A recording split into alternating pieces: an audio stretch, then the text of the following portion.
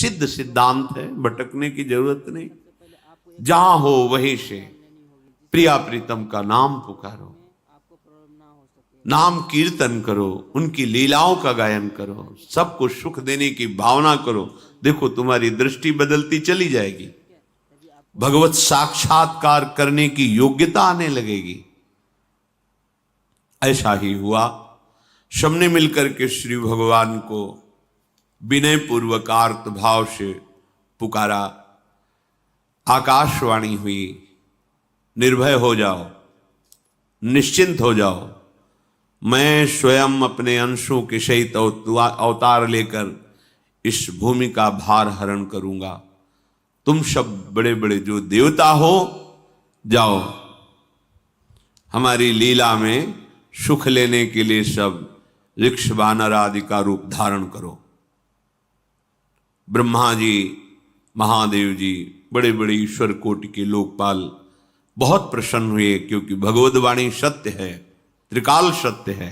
सबको विश्वास हो गया कि अब मारा तो जाएगा ये महासुर, जिसको लगता था कोई ना मंत्र के द्वारा मार सकता है ना अस्त्र के द्वारा मार सकता है। स्वयं श्री भगवान पधार रहे।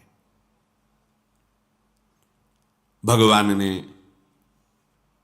जो निरंतर भजन प्राण रहते हैं, कश्यप जी, अदिति जी, वो भगवान के वात्सल्य में भरे थे।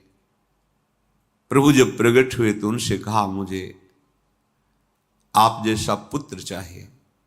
प्रभु ने कहा कि मेरे जैसा तो मैं ही हूं, अद्वितीय हूं, दूसरा कोई है नहीं, मैं ही अवतरित होऊंगा। भजन में देखो कितनी सामर्थ्य है। जगत पिता को पुत्र रूप में प्राप्त कर रहे हैं।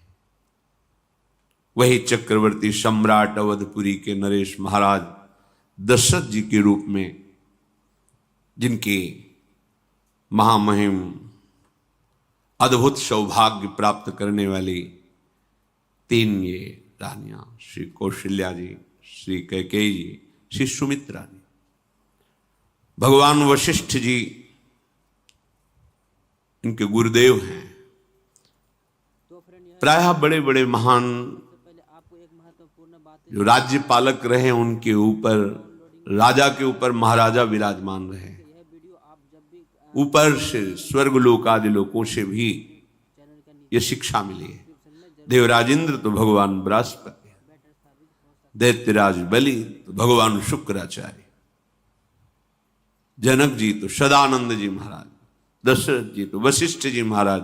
ऐसा था, क्योंकि जहां हमारा विवेक काम नहीं करता, वहां ये ब्रह्मबोध संपन्न महापुरुष तत्काल हमको संभालते हैं। महाराज दशरथ जी के हृदय में प्रबल लालसा हुई कि अब अवस्था व्यतीत होती जा रही है, पर जो गृहस्थ धर्म का परम लाभ है वो तो हुआ ही नहीं।